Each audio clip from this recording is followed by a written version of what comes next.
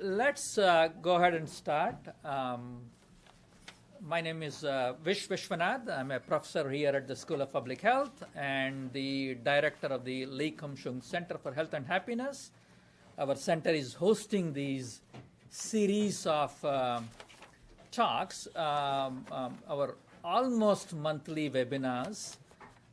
And this year, as those of you who have been attending regularly this year know that we have used the title Virtues of Well-Being. I don't know how appropriate it is, but the idea behind it is that there are certain practices that are valuable in talking about, in communicating at a time in our country when things are so dim or difficult. And so we have been holding a series to say, okay, how do we really cope with these circumstances, and how do we talk to people about it? And so this is a continuing series, and so we have our webinar on that topic today. So tomorrow is apparently World Kindness Day. I didn't know this. So I think we have the most appropriate speaker for that event. He has warned me to keep his introduction simple. Actually, his work is so interesting. Dr. Richard Weissbourd, who's a faculty member from Graduate School of Education, but also teaching at Harvard Kennedy School. A lot of interesting work. If you have a chance, please go to his website because it is so broad and so relevant and germane to what we are discussing and talking about. I'll just make a couple of points about his background, which is very relevant. He directs something called the Making Caring Common Project. It's an effort to make moral and social development priorities in child raising and to provide strategies to schools and parents from promoting in children children who are committed to social justice and other key moral and social capacities. It's incredible if you go and see his website and the kind of work they do. The other thing I like about his background also is he has this sort of, he straddles both generative knowledge from an academic, rigorous scientific perspective, but also in the policy realm. You work, I didn't realize it, with one-time Mayor Menino and his team. I hope some of you are familiar with the famous Mayor Menino. Some of us know. It was an amazing mayor in many ways. And he has written extensively. So thank you for joining us and sharing your knowledge and wisdom with us. Thank you so much. And I also want to welcome people on the Zoom. Thank you. Go ahead. Thank you. Thank you for the lovely introduction. Can you all hear me? Okay, great. It's great to be here. I'm a big fan of the School of Public Health.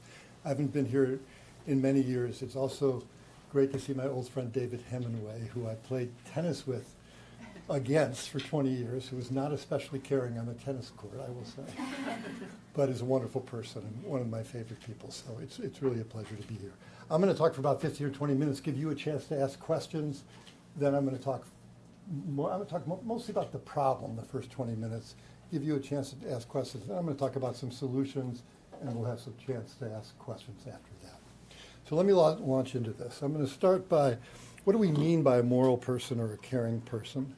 I'm then going to talk about the question of, are caring and moralities prioritizing priorities in our child raising? Are they priorities in our schools? Are they priorities in our families? Can you see the PowerPoint, the slide? Okay.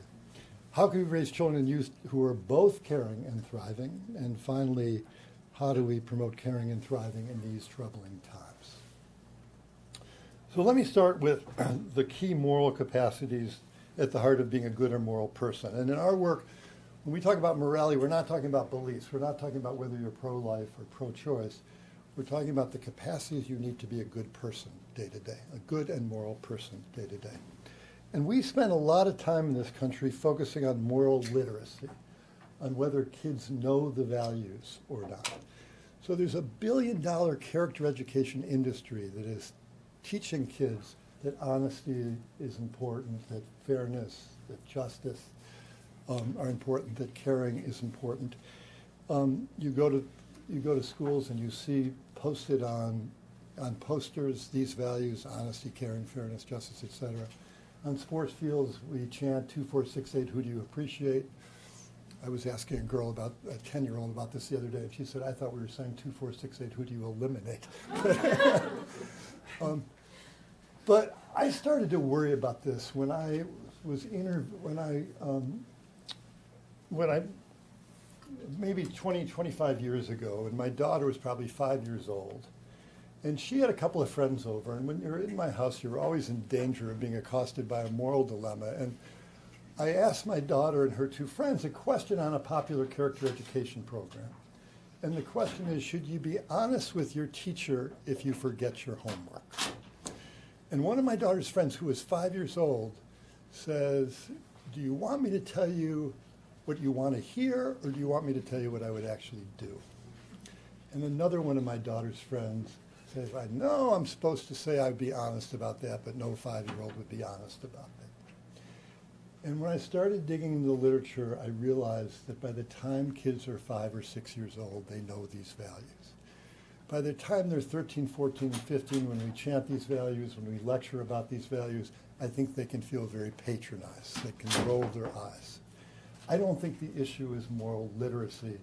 I think it's moral identity. How do these values become a deep part of the self? How do we help children develop a deep internal commitment to these values so that they will guide their actions day to day? For the Dutch who rescued the Jews in World War II, they don't describe it as a choice. They describe it as emerging from a fundamental sense of who they are.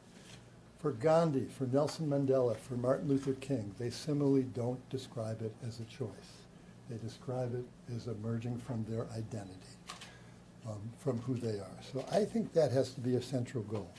I'm not going to go through all of these moral capacities, and I'm going to come back to some of them in this talk, but let me just also lift up empathy, being able to take other perspectives, but not just being able to take other perspectives. Con men and torturers and salespeople can take other perspectives. Being able to value other people, experiencing other people's feelings, moral awareness, being aware of our sexism, our racism, our homophobia, all the biases that can be half-conscious or unconscious that are unseen. I'm going to talk about this later, but managing destructive emotions, key to morality, being able to manage jealousy, shame, moral reasoning, knowing what to do when values collide, when loyalty and fairness collide, social emotional skills I will talk about, and moral purpose and idealism, having hopes for a better, more just world, and devoting at least a part of one's life to advancing a better and more just world. These are the capacities that we're making the case are at the heart of being a good person. I'm going to focus mainly on caring in this wide universe of morality, and I want to just define caring as valuing and treating others, including those who are different from you, in ways that are meaningful and valuable to them. So I think one problem with the golden rule, treat other people the way you want to be treated, is what we should really be shooting for is treating other people the way they want to be treated in ways that they are maybe different from us. This is whatever, the platinum rule or something. So the big question that I want you to consider is, do parents and educators prioritize caring for others? Is this a priority in our child raising? And we surveyed about 10,000 diverse middle and high school students from every region of the country. We asked them lots of questions related to this, but I want to just report on one question.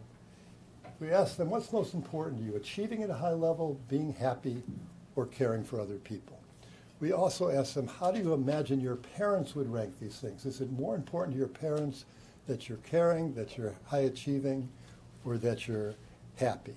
And we asked them to define, what do you mean? People mean very different things by these words. What do you mean by achievement? What do you mean by happiness? What do you mean by caring? How do you see the relationships between caring and happiness and achievement? In a nutshell, this is what we found, that kids were ranking, these were middle and high school kids, achievement first, happiness second, and caring third. Put another way, about 80% of young people are ranking some aspect of their individual advancement or success, happiness or achievement, as more important than caring for other people. In subsequent surveys, happiness comes in first, achievement comes in second, but caring has consistently come in third. And I want you to pause and think about this for a minute, because I think the degree to which we have elevated individual achievement and happiness as the primary goals of child raising and demoted concern for others, concern for the common good, may be unprecedented in our history. And I say, I'm not a child historian, but this is what the child historians tell me, that this level of hyper-individualism in the raising of children is unprecedented in our history. When we say, ask parents what they value in child raising, they say that they prioritize caring, much more likely to say they prioritize caring over achievement. But as I said, we asked youth, how do you imagine your parents would rank these values? What do you think middle and high school students said? Yeah. So they were far more likely to say that achievement is more important than caring or happiness. I think this has damage on many levels. I think where we are as a country right now is a puzzle with many pieces. I would never say this is the only piece, but I think when you think about hyper-individualism, the level of polarization, the meanness on social media, the rise in hate crimes, mental health troubles, loneliness, all of these things are symptoms, in a way, of our failure to care for each other. And I don't think there's anything more than we can do than cultivating kids the capacity to care for others in the common good and to care for people who are different from them, which I will come back to. We also asked parents how they perceived other parents' child raising priorities. So you say you prioritize caring. What do you think other parents in your community prioritize? Anyone want to take a guess about this one? Achievement again. Caring comes in lows. So in a way, a large majority of parents think the problem is a large majority of other parents. And that doesn't really square. When we asked students about school adults, what do you think school adults prioritize? They said achievement, which didn't surprise me at all. But one thing I did find interesting is we asked school adults, teachers, other educators, what do you prioritize in your work? They tend to rank caring first. So again, there's this gap between what adults are believing or espousing and what students or young people are hearing. Adults are saying one thing, young people are hearing another thing. And I think this is because there's so much in the water. There's so much in our day-to-day messages that are stressing achievement and happiness over caring. I know, when my kids were young, I sometimes didn't require them to reach out to a friendless kid on a playground or to be respectful to my friends when my friends came in the room if they were busy with something. And in all these ways, I'm prioritizing their happiness over their caring for others. Lots of talk about achievement at the dinner table. I was interviewing a couple, and they were trying to decide whether they should let their daughter quit the soccer team. And the mother said, let her quit. She's not having any fun anymore. And the father says, but she's a really good soccer player, and it's going to be important for her college application. And I realized at one point that neither of them asked the question, does she have some obligation to the team? And a few weeks later, I was talking to my wife, and my daughter wanted to quit a dance group she was in. And I said to my wife, let her quit. She's not having any fun anymore. And my wife said something snarky like, excuse me, Mr. Moral Development, we're not going to just let our daughter quit the dance group. She has a responsibility to the dance group. She at least has to think about her responsibility to the dance group. And I don't think we're routinely telling kids that they have responsibilities to their classrooms, to their schools, to their neighborhoods, to their religious communities, to things that are larger than themselves. So how do we get here?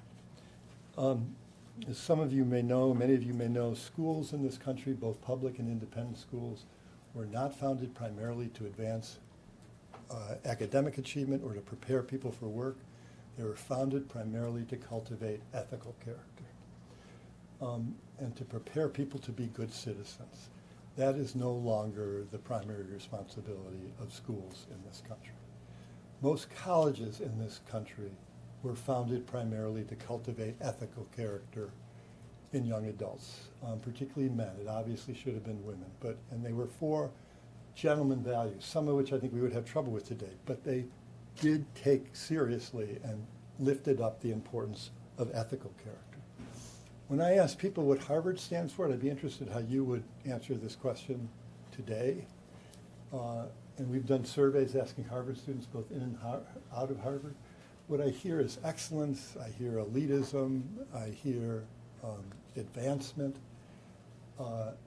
I occasionally hear truth because of veritas, but it's hard to find an ethical value that Harvard stands for in the way, and I'm not in any way singling out Harvard. I think that's true for the great majority of colleges in this country, and that's a problem. I want to say something about religion, because as you probably know, religious participation has evaporated, both the number of people who are participating in religion and the degree of observance. And I'm not saying anything pro or con. I'm not saying we should become more religious, and I'm not saying, religions can have had lots of problems historically. I'm not suggesting that any religious dogma is better or worse than another. But I do want you to think about the structures and functions of religion. Religions tend to be communities where adults engage kids in moral questions and stand for moral values, where there are rituals of gratitude, where there are coming-of-age ceremonies, where young people are asked to think about their responsibilities for their communities, where there's a fusion of a moral and a spiritual life, a sense that you have responsibility for your ancestors and for your descendants. Religions are communities of obligation. You have obligations to people who are vulnerable. And again, I'm not saying we should become more religious, but I do think we should think hard about how to reproduce these aspects of religion in secular life.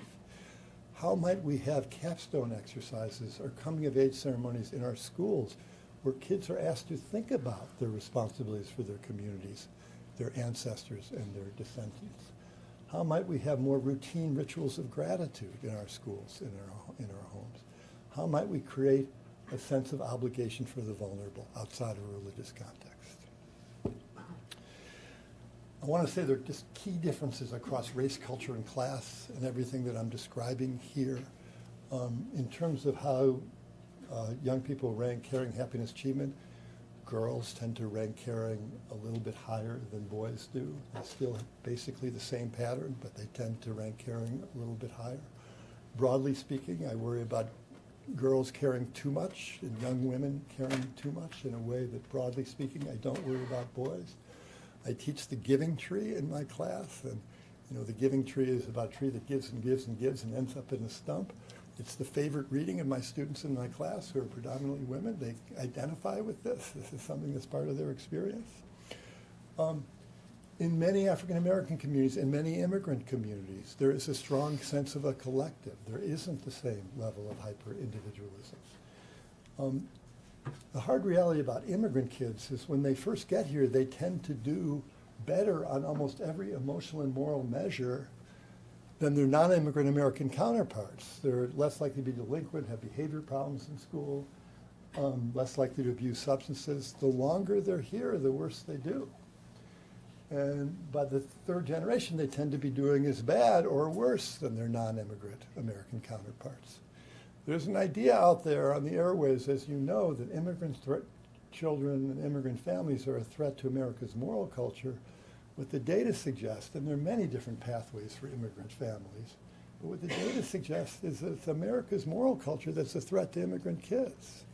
That in many ways, immigrant families represent what is best about Americans' moral culture. Here's the irony, here's the kicker, that all this focus on happiness and achievement may be compromising both happiness and achievement, not making kids happier, not making kids thrive.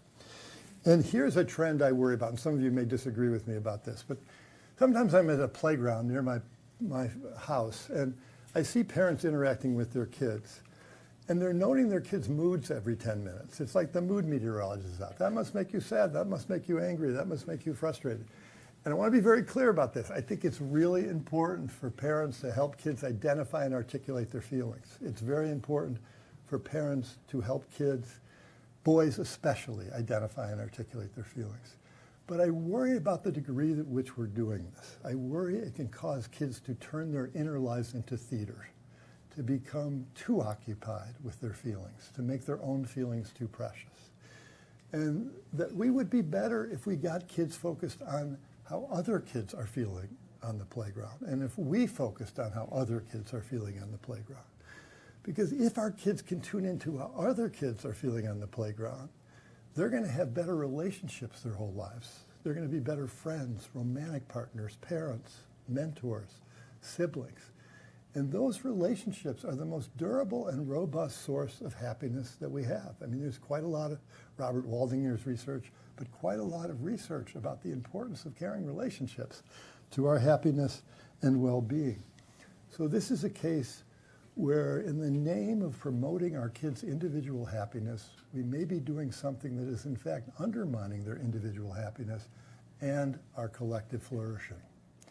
And I just want to say something about collective flourishing, which I know is very central to the work that you are doing. You know, all of our measures and milestones for kids are about their individual advancement and individual flourishing. And I think we should be thinking about how do we bake into our systems for assessing kids, teaching kids the college admissions process, whether they're contributing to our collective flourishing or not.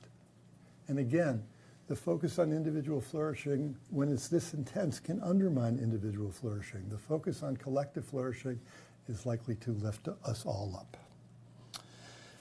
I just want to clarify something here, which is that even though I think caring can lead to strong relationships and to enduring happiness, I don't think we should tell kids to be caring because it will make them happy. There are a lot of articles and books now saying be caring because you'll live longer, you'll be healthier, you'll be happier. And I think when my kids were young, you know, I used to say things to them like, be nice to other kids because then they'll be nice to you, or pass the ball because the other kids will pass the ball back to you. But there are a couple of problems with this. One is it still makes happiness the goal. It doesn't make caring the goal as an inherently useful goal. The second is that part of being a moral person is sacrificing. It's doing things that don't make you happy sometimes. Taking care of someone who has Alzheimer's, standing up to an important cause when it's going to mean you're going to be ostracized in some way. Going to a faculty meeting. Just kidding, sorry. Kidding. But not really. You know, we all do things day to day that are for a greater good. Sometimes those are big sacrifices, sometimes those are minor sacrifices. And I think we need to tell our kids that they need to sacrifice. So I want to say that even though caring can lead to happiness, I think we should tell kids to be caring. And we should tell kids to do what's right because it's right, to be moral because it's moral. Okay, let me just talk about one other phenomena that I am concerned about that's related both to happiness and achievement and to morality. Then I'm going to stop and take any questions you have. We'll take a few minutes and I'll talk about solutions. So I think there's a blizzard of praising going on of kids right now. And it's both telling kids they're wonderful and special all the time, but also just constant praise, a constant stream of praise. And there are sports programs that are telling kids, telling parents to compliment their kids 5 times for every single time they criticize them after every game, to tell parents to tell their kids they're proud of them before every game. And I started thinking about this. I was watching a father and son play catch at the park, and every time this kid threw the ball or caught the ball, the father complimented it, and when the kid dropped the ball, the father said, nice try. So every single act got a compliment of one kind or another. Anyway, this stuff gets in your head. You know, you're proud of your kids, say you're proud of kids before every game. And I was driving my second son to a basketball game. He was probably 13 years old. And I said to him when he got out of the car, David, I just want you to know I'm really proud of you. And he said to me, what is the matter with you, Dad? And I think he said that because he knows when he's accomplished something and when he hasn't. And I think what he was experiencing, and Bill Damon at Stanford writes about this, is does my dad think there's something wrong with me right now that I need to say I'm proud of you? And that when kids haven't accomplished something, they can feel patronized by this, or they can think there may be something wrong with them. Carol Dweck, who's done wonderful work on praise and growth mindset, would point out is a game of catch between a father and son. Father's uniformly positive, but it's still an assessment. This is not a meditative game of catch. Every action is being assessed, even positively. And her point is that when we are assessing kids all the time, they become hyper-focused on their performance, more competitive, more prone to tear other kids down, or more prone to see other kids as threats. Maybe my biggest problem with this, though, is I think it's based on a false notion of how the self develops, how the self grows. I think we sometimes think of the self as like a tank, and the more we praise it, the more we fill the tank. But I don't think the self grows by being praised. I think it grows by being known. I think it grows when we can take time to really understand and distill who our kids are, when we can reflect back that understanding, and when we can help orchestrate, choreograph their lives in ways that reflect a deep understanding of who they are. So I am not against praising. There are people like Alfie Kohn who say we should never praise. I'm for praising kids. I'm all for telling kids they're wonderful and special based on some accumulated sense they are wonderful and special.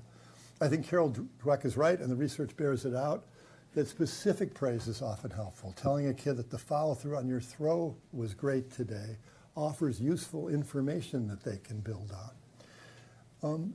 And I also think we got to think about why we're praising our kids so much right now. And I know that, like when my kids were young and I was traveling a lot, I would praise them as if praise would somehow substitute for time. Teachers tell me this too, that sometimes when they're very busy, they will find themselves praising kids as if it can substitute for their time. But praise can't really substitute for time. And I also think sometimes when we're praising that we are really trying to reassure ourselves or praise ourselves. So our self-awareness is important in this as well. All right, we're not going to have time for this exercise, given where we are, but I can stop now for just a few minutes if you have questions, and if they're big questions, maybe we'll save them for later. Yeah, go ahead. Hi, thank you. This is very interesting. I have a 9-year-old and almost 7-year-old, and I think the first relationship with peers kind of starts at home with siblings. So if you could talk a bit about diffusing sibling conflict in a caring and nurturing those active, active caring way. About how you help kids navigate sibling conflict. This is the hardest question I ever.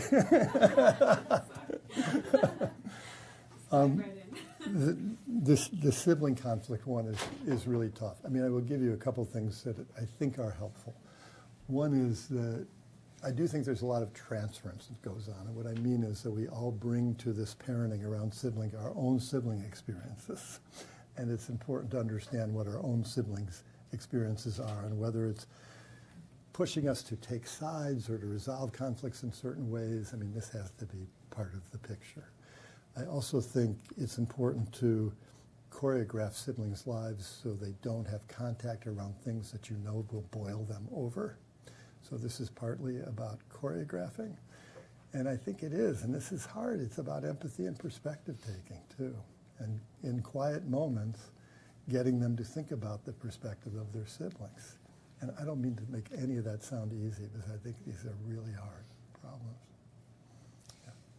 So, first of all, I agree with almost everything you have said. I'm most interested in what you disagreed with, but go ahead. But particularly, so I think that it's great to come up with ideas of how we can improve our feeling towards caring, how we can improve globally as a society, these relationships with certain siblings. But I'm more interested about why do you think this has changed over time? You were saying that we are probably in the worst period of time of hyper-individualism in society, and also comparing cultures with each other, and saying that immigrants Yeah. to at first have certain values that they are lost over time once they are here. So what do you think is causing all of that? Yeah. And how much do you think of that is just part of human nature in a normal society, and how much of that do you think is actually imposed by society? Yeah. No, it's a great question, and there are books like Habits of the Heart that I would recommend to you because they're really about the history of individual and collectivism in American life, and we've gone through periods that have been predominantly individualistic. We've gone through periods that have been predominantly collective. I think a few things have happened in the last 40 or 50 years, and it sort of depends on the timeline you look at. I mean, Robert Putnam's research on bowling alone is really relevant here, that we are less communal, we are more holed up, isolated than we've been in the past. We're watching more TV, we're interacting with people less. Social media technology certainly accelerated that.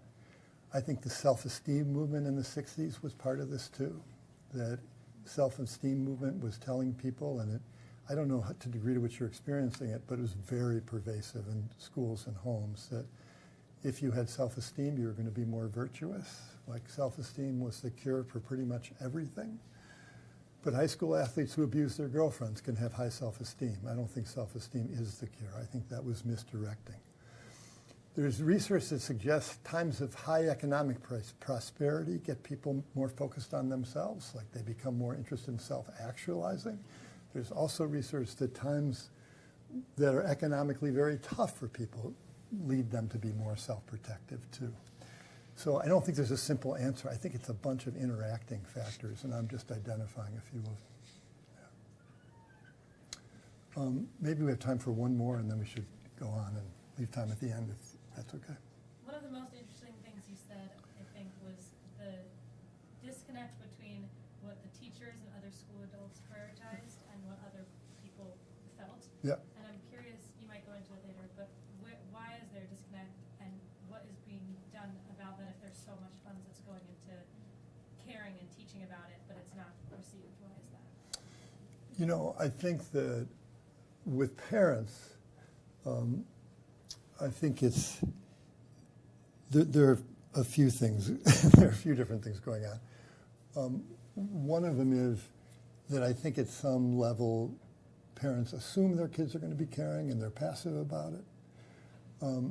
Their anxiety is less about caring than about happiness or achievement. So day to day they're acting from their anxiety and not from their caring. I think their parents are in cultures, this is what the data seem to show, where they're very worried that if they don't get an SAT tutor for their kid in the 6th grade or whatever, that they're going to lose out against other parents. So the culture can kind of, using it as an example, the culture can kind of reinforce this in ways that jack people up to amplify this problem. So those are some of the things that come to mind. And I will talk about this a little more too. All right, let me continue to cite. We got to stop at 10 of. Here are some, how I think about some solutions, or at least some guideposts for raising caring and thriving children. One is, it is in fact making caring a priority, and this is partly an answer to your question too. Like, rather than telling kids, here's a simple thing. Rather than telling kids the most important thing is you're happy, what if we said to them the most important thing is that you're kind, or the most important thing is that you're kind and happy? William James allegedly said on his deathbed, there are only 3 things that are important in life. The first is to be kind, the second is to be kind, and the third is to be kind.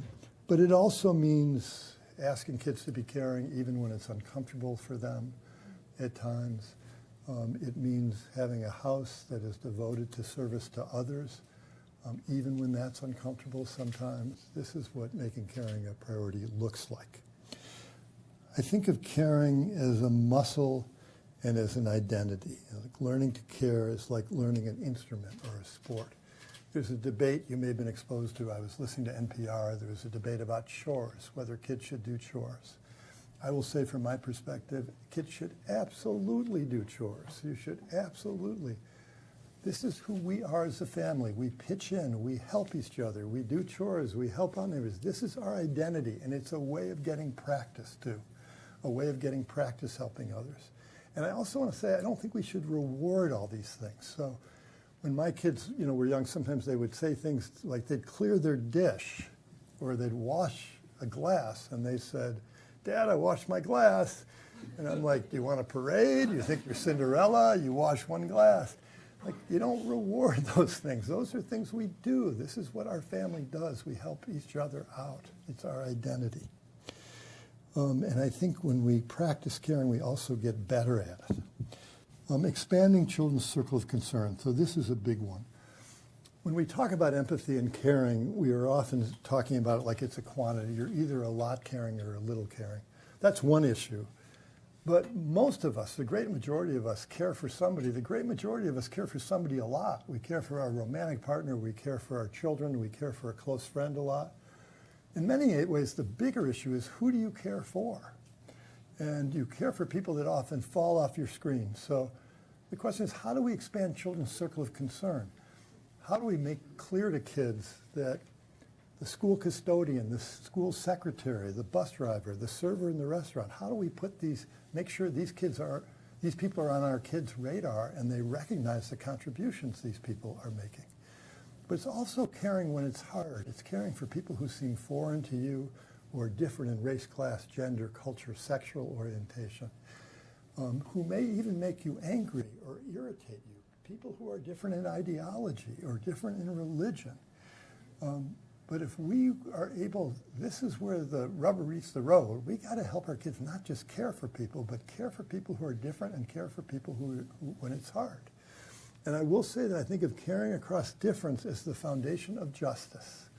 That when you can take the multiple perspectives of people in your community and appreciate who they are, then you can represent their interests in decisions involving fairness and justice. This is a quality that is critical to our democracy, being able to care across difference. Liberating kindness. So when you think about times that you have transgressed, my guess isn't because you didn't know a value was important. My guess is because you were overcome with an emotion of some kind. Shame, guilt, envy. I used to play pickup basketball. I don't play anymore, but a few years ago I'm playing and somebody on the other team, and I'm playing in a pickup game down at the river, somebody on their team says, "Who's covering the old guy?" And I'm like looking around, who are they talking about? And now I'm a beast. Now it's on. We're going to war because my friends on my team are saying, of course you're the old guy. Have a little self-awareness. But anyway, but this is what happens, right? We get caught up in an emotion of some kind that can cause us to not be our best selves. Does anyone know the difference between shame and guilt? Anyone want to give it a try?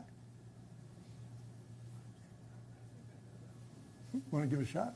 I think guilt comes if you think you've done something bad, and shame is something you have if you think you're bad. Yes. So shame is the one I worry about the most. Shame is at the root of Jim Gilligan, a lot of research about this. Shame is at the root of bullying, violence, delinquency, lots of harm to other people. And guilt is really about a deed. It's something that you do that violates one of your principles. And guilt usually insists on and reveals a path to repair itself. You can apologize. You can make amends. Shame is about the self and the public exposure of the self. My mom, who died a few years ago, when I asked her about an episode of shame episode in childhood, she remembered when she was 95, she remembered an episode of shame. When you think about your childhood memories, I don't want you to have to do that right now, but shame collects in the self. Shame is much harder to release. So I think we particularly have to help kids in managing shame. I also will say that there are positive emotions that we need to cultivate. Gratitude is a positive emotion. So important for happiness, but it's also a moral emotion, because I think when we can appreciate what we have, we can also appreciate what other people don't have. There's a lot of discussion about mental health problems in our country, and I want to just clarify a couple things. One is there's a lot of talk about the teen mental health crisis. In our data, and we have good national data, young adults 20 to 30 are doing about twice as badly as teens. The rates of depression and anxiety in young adults 20 to 30 is about twice the rate of teens. In many ways, teens are doing better than adults across the span. The elderly and the teens tend to be doing better than other adults. So I just want to clear up that myth. But what I want to speak to now is that I think that there's this idea that we can therapize or medicate our way out of these mental health troubles.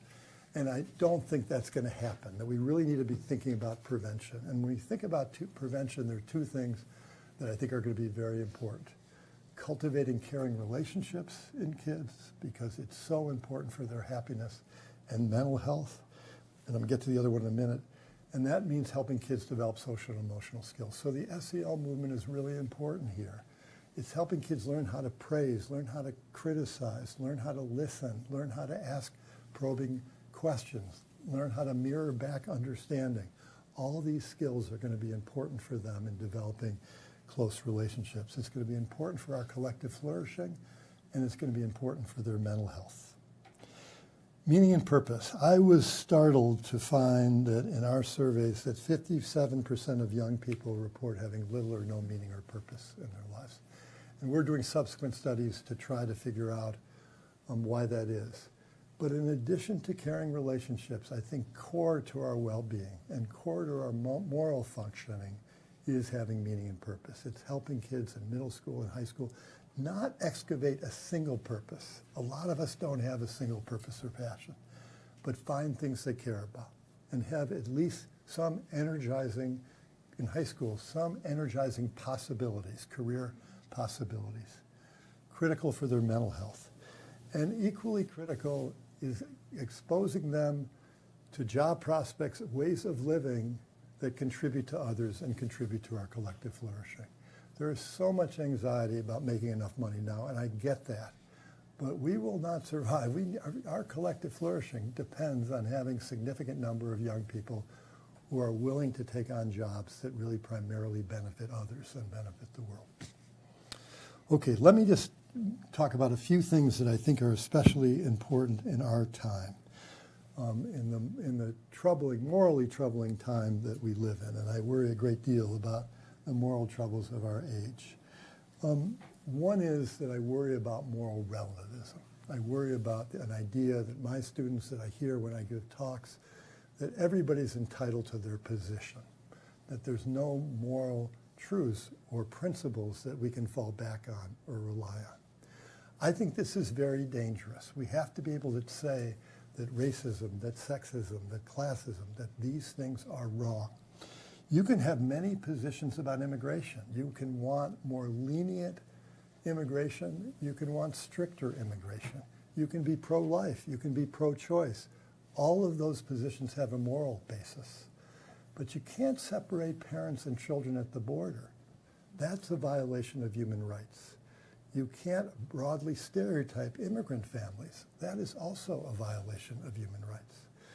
And it's really important that we enable our kids to make these distinctions. And these are hard distinctions, but I am suggesting to you they're critical distinctions to make. I think it's also critically important in our time that we teach kids to engage people respectfully that they may fiercely disagree with. My kids went to the Cambridge Public Schools. I don't think, and I love my kids' schools for the most part, I don't think they ever heard a persuasive conservative position on any issue. And that's a problem.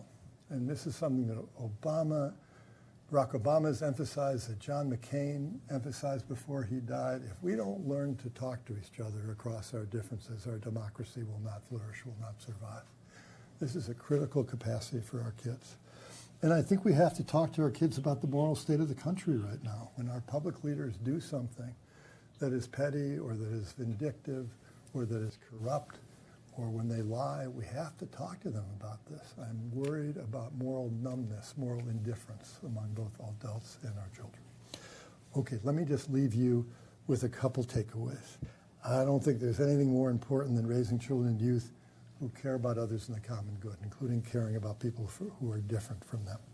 And caring for others, including those who are different from us, is central to our collective flourishing and to the close relationships and sense of purpose that make for a good life. Thank you all very much. And I think we have 5 minutes for questions. Is that right? Okay, great.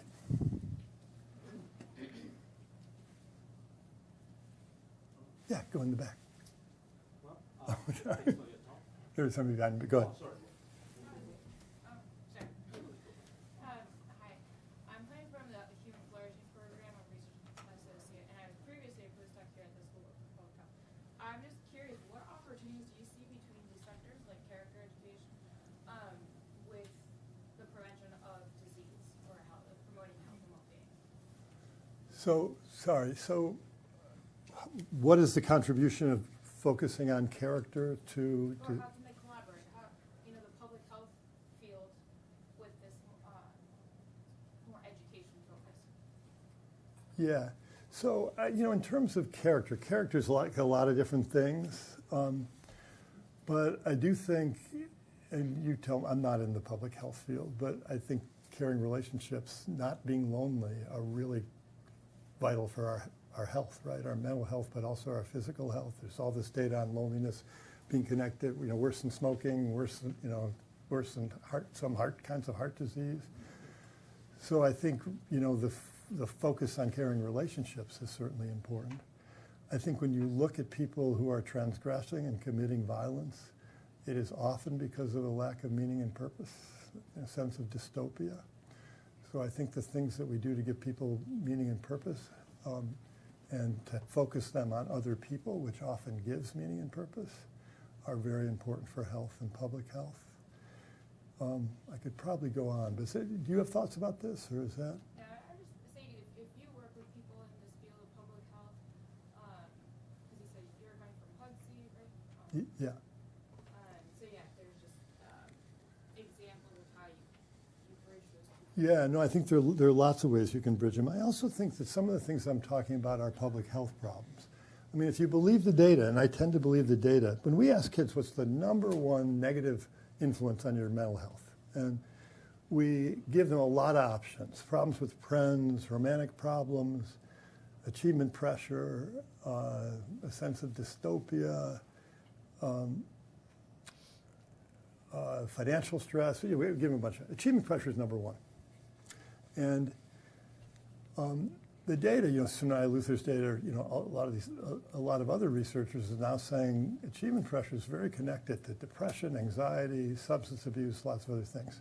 I think these things have an epidemic quality. I think parents are signaling each other. I use the SAT example, that if your kid's getting an SAT tutor in the 8th grade, you feel like you're cheating your kid. So parents keep ramping each other up.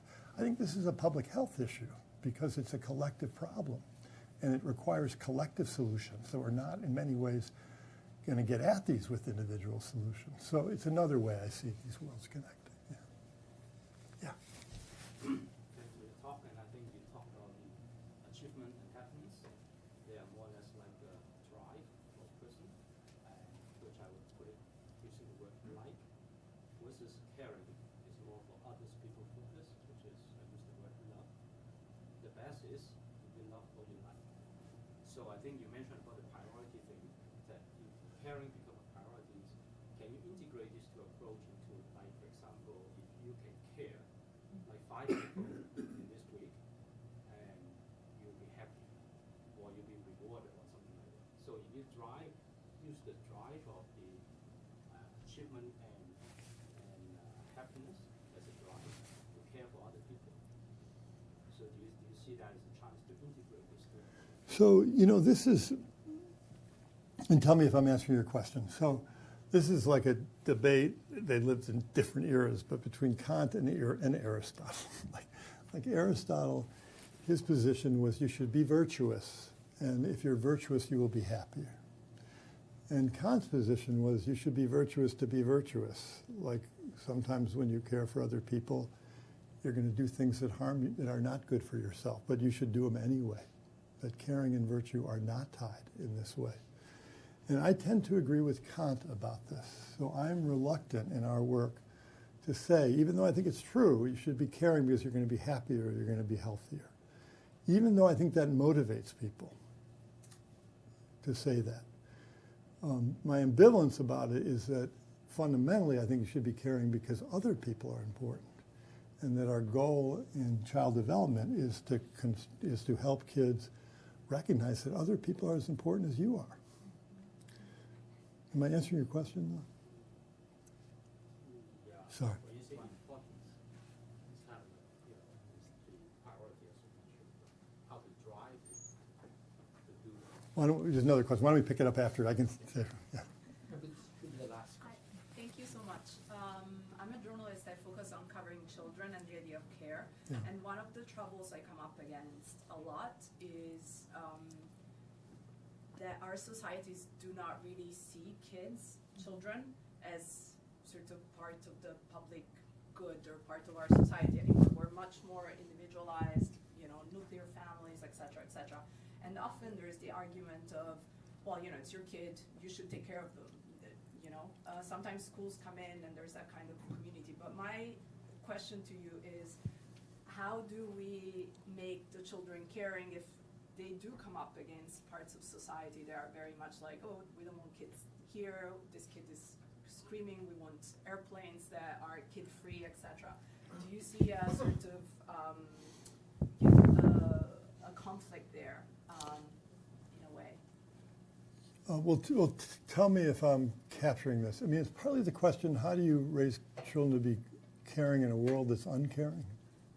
Yes, especially towards children. It can be especially uncaring towards children. I think the world, I think it's really, I get versions of this question a lot, and I appreciate the question. I guess I would say two things. I think the world's a complicated place. It's not just uncaring or caring. Part of what children can grasp is that some people are caring, some people are not so caring, but also almost everybody has complex combinations of strengths and weaknesses that express themselves differently in different environments. How people act on a plane can be very different than how they act if you visit them in their home. How people act on a sports field can be very different. And I think having conversations about what those nuances or those differences is really important. And I also think that, creating an identity, we're caring. Whether or not people are uncaring is really important in our family to be caring. Now this can get, I know we got to stop. I know this can get super complicated because there are cases where it's very different to ask somebody with privilege to care for somebody who's marginalized than to ask somebody who's marginalized to care for somebody who's privileged. I mean, there's very hard and complicated forms of caring that we also have to talk to our kids about. But in general, I think we have to prioritize caring. Yeah. So, anyway, thank you all very much. Thank you, Professor Weissbourd. Let me thank the people on the Zoom as well as everyone in the room, and we'll keep you posted on the next webinar. Thank you, everyone.